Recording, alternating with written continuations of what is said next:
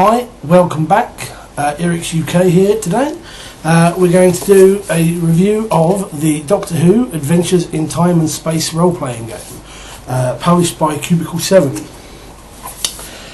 This book actually came out, or I say book, box set, about 2.5 years ago. There were some problems with the BBC, as I understand it, to do with the licence. It's one of the reasons why there's not been an awful lot released for it. But hopefully, from everything I've read, there should be some more stuff coming out soon. But first off, we'll go with this. What do you get in the box? Well, let's open it up and take a look. You get a Games Master's book, with the TARDIS on the front. You get the Player's Guide, with the 10th Doctor on the front and some Daleks. You get a small little mini book of scenarios and a load of character sheets for characters like the Doctor, Captain Jack, Rose Tyler, so forth, and some various push out cards for gadgets like sonic screwdrivers or time bracelets, that sort of thing. The system is relatively simple. You don't even have to be playing Time Lords. If you can come up with an idea for a campaign, you can run it. It suggests things like unit games, United Nations Intelligence Task Force. You could just be time agents, someone who stumbled upon some means of time travel. You could probably even do like a Sliders style game with it. Or you could just be, maybe you're a restart of Linda or something. I prefer the idea of a Time Lord and companions. You don't have to set it in the time of the show where there's supposedly only the Doctor left. You could do it beforehand, which is what I do. But that's entirely up to you. It works for any kind of genre you want. The system is relatively simple. You have 6 statistics: awareness, coordination, ingenuity, presence, resolve and strength. That's it. Your skills are very short as well: athletics, convince, craft, fighting, knowledge, marksman, medicine, science, subterfuge, survival, technology and transport.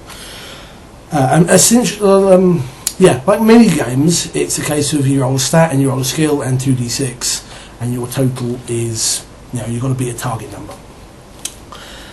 In that, it's very simple. It's a sort of game really that could be picked up by fans of the show who don't necessarily know role-playing games very well, and they could get into it very easy. The system is that simple. The only issue I would probably have here is the skills aren't expansive enough. There needs to be more skills. Because, using an example, you could have, say, let's say a scientist from now, the early 21st century, and you could have a scientist from, the 51st century as companions. And you could both have knowledge. Well, I would expect the scientist from the 51st century to have a lot more scientific knowledge because there's going to be more discoveries found. But really, unless the player and the GM are going to turn around and go, well, actually no, there's nothing to stop the 21st century character with knowledge from making a roll or to know something about subparticle, micron, whatever technobabble you want to waffle. It needed to be. There are specialities in the game, but they only add a bonus. There's nothing to stop you making that roll anyway. I would have liked the skills to be a little bit more expansive, but it's there for ease. You then have a number of traits, good and bad, which range from things like Time Lord, which gives you a number of other things, but it's expensive. Dark Secret, you know the sort of stuff. If you know a lot of role-playing games, you know the same sort of merits and flaws system. The combat system is quite interesting because it doesn't work the same as everything else. The Games Master and the player describes the scene and says, right, we're going to initiatives, what are people doing? And the players then say what they're doing. And then initiative is basically talkers, doers, movers and shooters. If you're trying to talk the Cyberman out from shooting you, you go first. If you're trying to pull the lever, before the Cyberman shoots you, then you do it. If you're trying to run out the corridor so he can't shoot you, then you do it. Then the Cyberman or your team members get to shoot. So there's 3 ways you could potentially stop the combat before it happens, which fits the show really well. I mean, there is combat in it, but all the time, in almost every episode, you've got the Doctor stepping forward going, wait, let's not be hasty, you can't kill me, I'm a genius, or something like that, and the system does that quite well. In the times I've run this, sometimes it gets a little bit frustrating if you're used to standard role-playing games where combat is an important part of it. And sometimes I kind of think they could have made it flow a little bit better, but it works if it's a show, and you just got to get your head around to it and get it playing. The other issue is there's no experience system. Basically, if you want a stat or a skill to go up, you have to agree with the GM, and the GM says, well, yeah, it's been long enough, you've used the skill enough times, and you can have an extra point in it.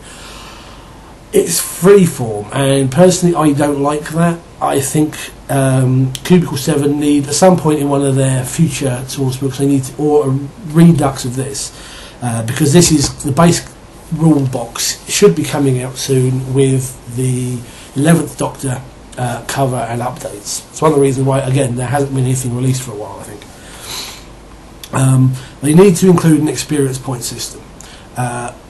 Just make it an optional thing, tuck it into the back pages or whatever, but the game in my mind needs that. The other thing that kind of bugs me is you've got the player's guide and then you've got the GM's guide.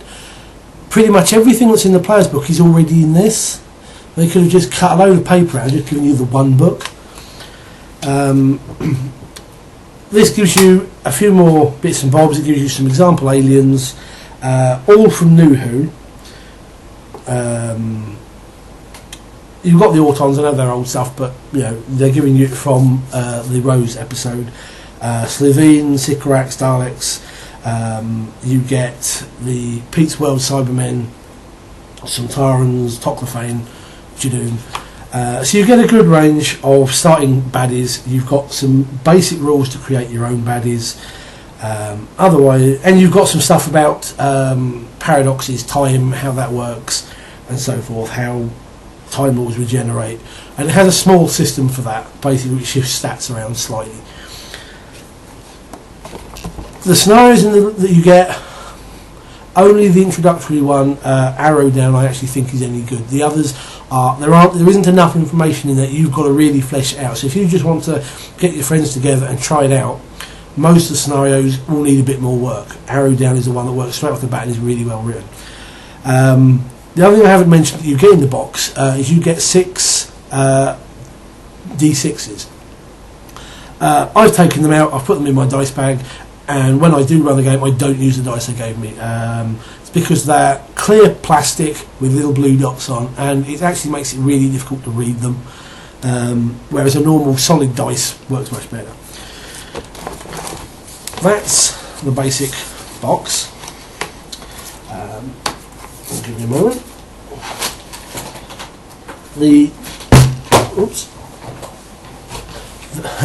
Little accident there. The next thing they released was the GM screen. Again, I believe they might be redoing this with the 11th Doctor, I don't know. The screen is cheap enough, and it's quite nice. I'll see if I can actually get this onto the camera. You've got the Doctor, the TARDIS, some Taurans, and some Daleks. It looks really nice. The interior, let's spin it around, has some nice charts, and pretty much, because it's a simple system, everything you want is on this screen. A lot of role-playing games, I tend to find the screens still miss out some of the vital stuff, or the stuff I tend to use a lot, whereas this, everything you want is in it. So it's not a bad little screen. The only other thing that's been released since has been Aliens and Creatures, which is definitely well worth the pickup. Now, this came out after the changeover to Matt Smith, or more accurately, the changeover from Russell T Davies to Stephen Moffat. One of the things, as I understand from reading various sites on the internet, so take a bag of salt if you will, is that when Russell T Davies was in charge of the show, he only wanted the licence to cover New Who, not the classic stuff. Moffat, when he came in, has basically turned that around and said, yep, use all of it. So this particular little book is very nice, that comes in the box. This is your main book. Most of what's in here is from New Who, but it does give you things like the classic Cybermen, both the Mondas and Telos ones. You get Catkind, which primarily is from New Who, but you've also got the various Catkinds that appeared in the classic. You've got an updated Autons and Nestines. You've got more information on Sontarans and so on. This also gives you the Vashon Narada Weeping Angels and 24 more. It also gives you a load of extra rules for making aliens or even playing aliens. Now, as I understand, there are more things to come out which will cover villains and monsters from the older classic series. So we're not going to lose out. This book also, while I think about it, covers a nice little series of rules for creating planets. If you want to do it in a random fashion, a la the old FASA system, Traveller and so forth. You will also get in this one some more scenarios, a little scenario booklet. You also get these little things, little snap out cards again, find the camera.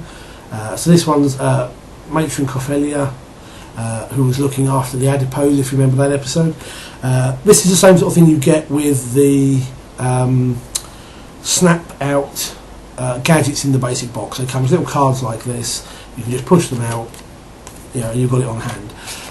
So you do get some more scenarios in this. Again, there are a couple which really needed a bit more info in them, otherwise you're going to spend time fleshing out, which some people like. I happen to think if you're going to give scenarios in a box set or a book, flesh them out a bit more for the GMs. That is what we have at the moment. If I have a problem with the game, really, it's that it's box sets when it didn't need to be. I personally do not like box sets. Ever since AD&D 2nd edition, where every other thing that TSR ever released was a box set, it's just bugged me. The things get damaged. I've never had the boxes last. They always tear at the corners. They always get scuffed. You lose bits.